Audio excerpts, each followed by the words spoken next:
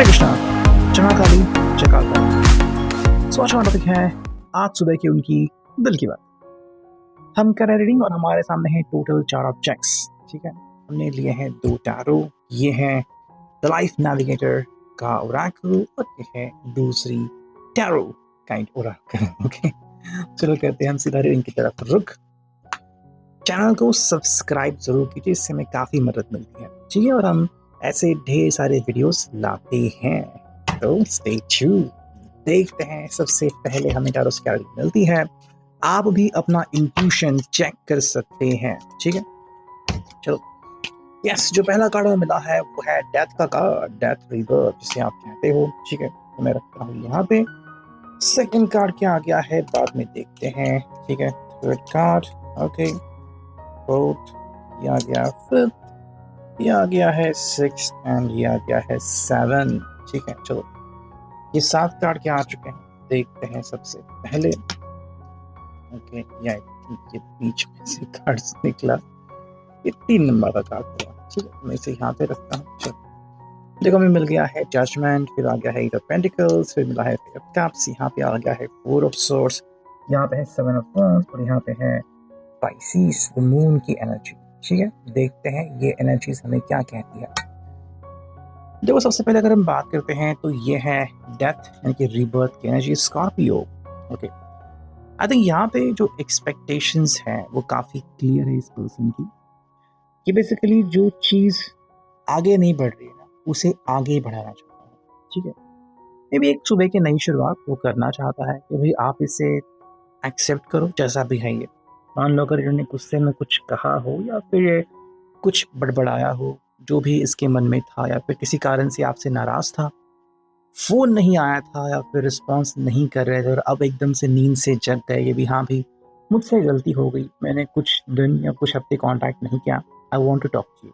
ठीक है, तो एक नई शुरुआत हम कह सकते हैं कि यहाँ पे वो चाहते हैं। और क्योंकि स्कॉर्पियो यहाँ पे साइन आता है, वाटर साइन, तो हम कह रहे हैं कि इनके लिए ना इमोशंस काफ़ी इंपॉर्टेंट है। ठीक है, अभी ये इमोशनली कांटेक्ट कर रहे हैं, प्रैक्टिकली नहीं। ठीक है, मतलब प्रैक्टिकल जो उनकी सोच है उसे उन्होंने कम्प्लीटली साइड कर दिया है। जो अभी उनको चाहिए वो है इमोशंस। इमोशनली वो शायद आपके साथ जो दूरी है वो बर्दाश्त नहीं कर सकते।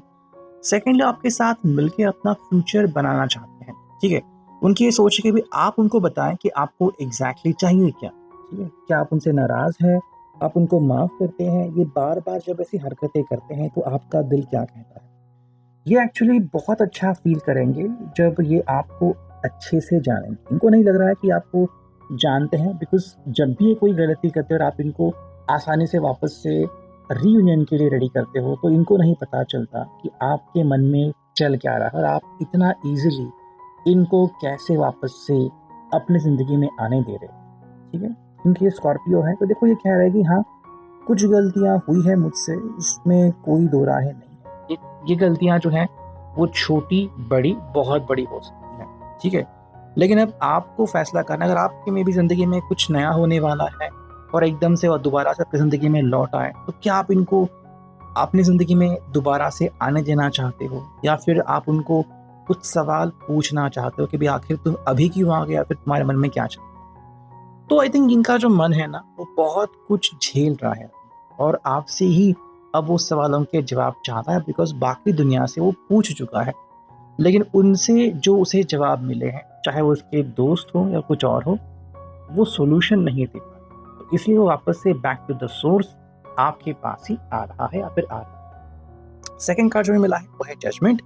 जजमेंट यहाँ पे काफ़ी सिंपल है। देखो, इनको लग रहा है ना कि मे बी शायद आप बहुत करीब हो एक फैसला सुनाने के। या तो आप इनके साथ जो रिश्ता है वो अल्टीमेटली फॉर्म करना चाहते हैं कि भी हाँ, आई वांट यूनियन, मुझे यूनियन चाहिए, तुम जैसे भी हो लौट आओ मेरे ज़िंदगी में, या फिर कि भी नहीं, अब तुम्हारी कोई ज़रूरत नहीं है, तुमने मुझे बहुत दर्द दे दिया है और इस दर्द को मैं बहुत ज़्यादा झेल चुका हूँ या फिर झेल चुकी हूँ।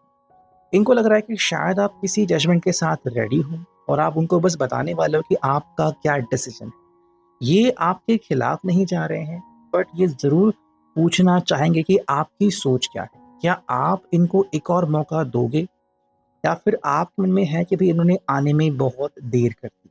ठीक है, तो ऐसी जो भी बातें हैं ना, इनको बहुत चुभती हैं, बिकॉज़ अगर देर हो गई तो ये शायद अपने आप को माफ़ नहीं कर पाएँगे। ये चाहते हैं कि भई आप जो अभी की सुबह है ना, वो इनकी तरफ ध्यान दें। लेकिन अगेन ऐसा करना मतलब सेल्फिशनेस होगा। ये आपके बारे में सोच नहीं रहे हैं कि आपकी सुबह कैसी होने वाली है। क्या आप आज किसी से मिलने वाले हो, या फिर आपकी सुबह आज सुबह से ही मतलब आपकी कंप्लीट प्रिपरेशन चालू है।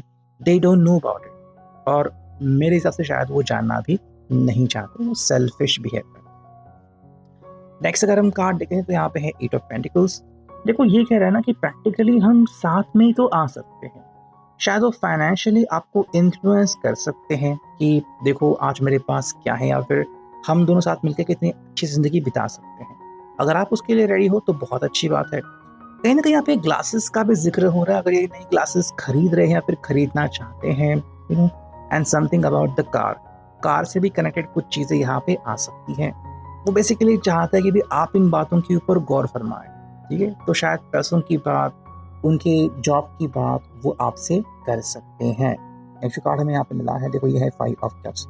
देखो आपके बिना जीना उनके लिए अधूरा सपना जीने जैसा है। मतलब शायद वो अच्छी तरीके से जी भी नहीं सकते और इस सपने से बाहर निकल भी नहीं सकते। मतलब ये फँस चुके हैं और इनको आसार नहीं दिख रहा है कि यहाँ से वो बाहर कैसे निकलेंगे। तो इसलिए वो आपसे इजाज़त माँगते हैं कि आप एक बार तो सही इनसे बात करें, ठीक है? ये बात यहाँ पे आती है।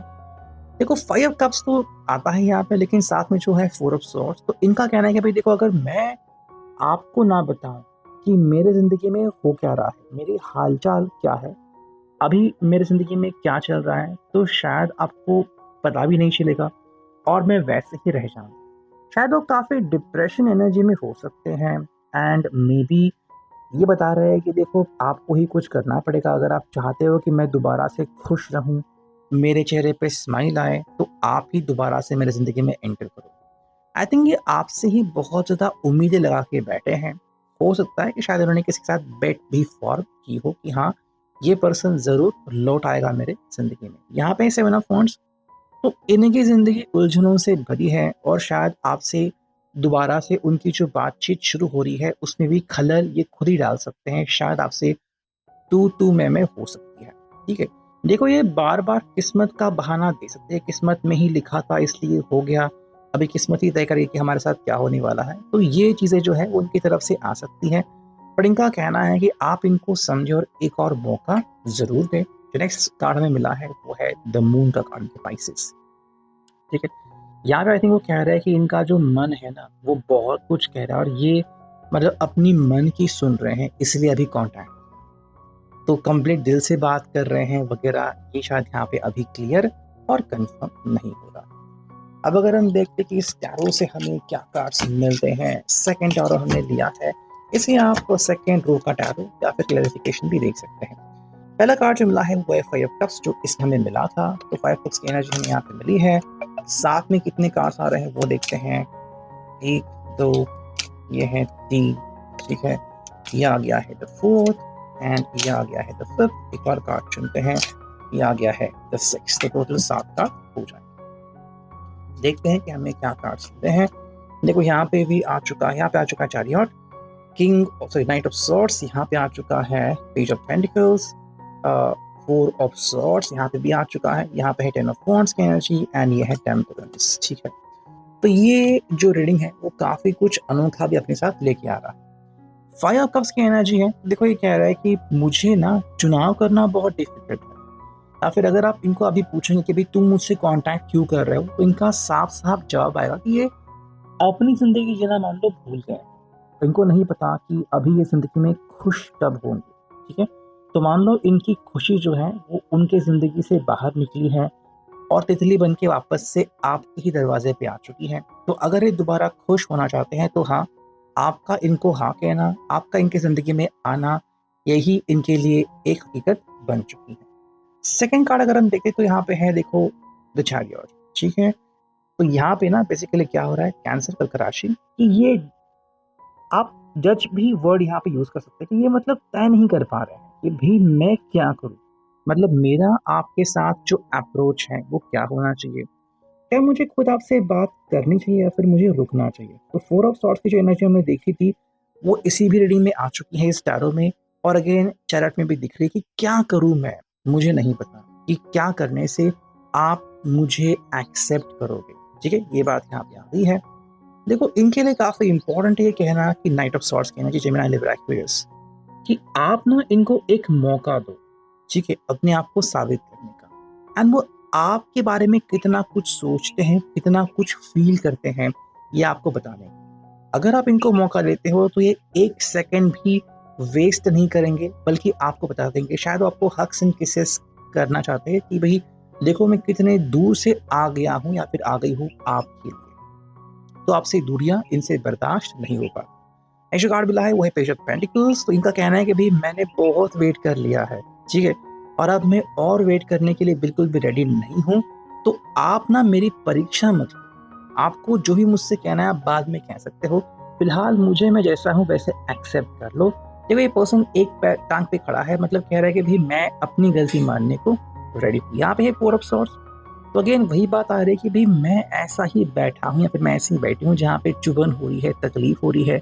अगर आपको लग रहा है कि मुझे इन कांटों से आज़ाद करना है तो आप खुद ही आइए और मुझे यहाँ से आज़ाद कराइए, बिकॉज मैं खुद ये नहीं कर सकता। यहाँ पे 10 ऑफ वांड्स की एनर्जी, इनको पता है कि जिम्मेदारी बहुत बढ़ चुकी है और अब ये एक सिंगल वाली गलती भी नहीं कर सकते, बिकॉज अगर ऐसा करेंगे तो शायद आप इनको दोबारा बहुत जल्द या कभी एक्सेप्ट ही ना करें। ठीक है, तो इनका कहने का मतलब है कि देखो मैंने तो बहुत कुछ सह लिया और अब जो समय है वो है कुछ कर दिखाने का, और वो है टेम्परेंस, कि काश कुछ ऐसा हो जाए, चीज़ें सही हो जाए और आप मुझे एक्सेप्ट करो। तो पहले जो टैरो था उसमें कार्ड आ गया था जजमेंट, यहाँ पे कार्ड आ गया है टेम्परेंस। तो देखो, इनका कहना है कि जजमेंट करने से पहले ना आप मेरी बात सुनो और मेरे एंगल से सोचो कि क्या हम दोबारा साथ में आ सकते हैं, और हाँ तो कितना खुशी का वो पल हो सकता है।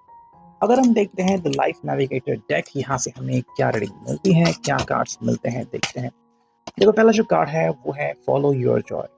ये कह रहे हैं कि भाई अपनी जो खुशियां हैं ना उनको फॉलो करो। इनकी खुशियां इनको पता चला है कि सिर्फ आप ही के साथ जुड़ने से है। ये देखते हैं आजू बाजू कपल है, इनके लोग हैं, इनके फ्रेंड्स, इनके कलीग्स है, वो कैसे खुश रहते हैं, और ये क्यों नहीं खुश रहते, बिकॉज उनके लिए आपकी ज़रूरत है, और ये आपको बिल्कुल भी साइड में नहीं कर सकते और ना ही करना चाहते हैं। देखो, सेकंड कार्ड जो है वो है द स्वीटनेस ऑफ लाइफ। ये कह कि भाई अगर मुझे मौका मिला है दोबारा आपकी ज़िंदगी में आने का, मैं लौट आऊँगा। ठीक है, मुझे बस एक मौका दो और मैं वो सब खुशियाँ आपको दूंगा जो कि मेरे बस में है। एंड एक और कार्ड अगर हम देखते हैं, देखो यहाँ पे आ चुका है लव।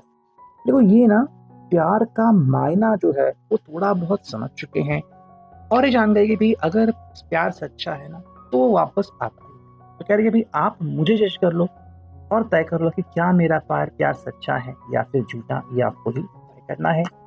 फाइनल देखते ही इस ओरेकल से हमें क्या कार्ड्स मिलते हैं। ठीक है, देखो ये कार्ड है जो कि है burden of responsibilities in love, carrying the weight of relationship. कह रहे भाई अभी मेरे ऊपर ना बहुत ज़्यादा जिम्मेदारी आ चुकी है, अपने आप को साबित करना, ये कहना कि हाँ मैं सच्चा हूँ और आपके प्रति जो मेरी निष्ठा है वो भी सच्ची है। तो ये कह रहे अभी मैं जो हूँ ना बहुत ज़्यादा बोझ ढो रहा हूँ, ये आप ध्यान में जरूर रखिए।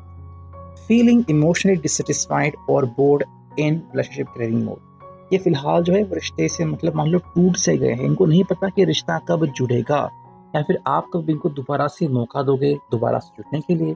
एंड जो फाइनल कार्ड में यहाँ पे मिला है, देखो ये है अडरिंग टू ट्रेडिशनल वैल्यूज और सीकिंग स्पिरिचुअल गाइडेंस। अगर आप इनको ट्रेडिशनल तरीके से पाना चाहते हैं कि भाई ये आपको सही तरीके से प्रपोज करे, फैमिली के सामने आ जाए, या फिर आपके साथ कमिटमेंट पहले करे कि हाँ मैं आपसे कमिटमेंट करता हूँ, तो ये सब करने के लिए अब ये पर्सन हमें रेडी होता हुआ दिख रहा है।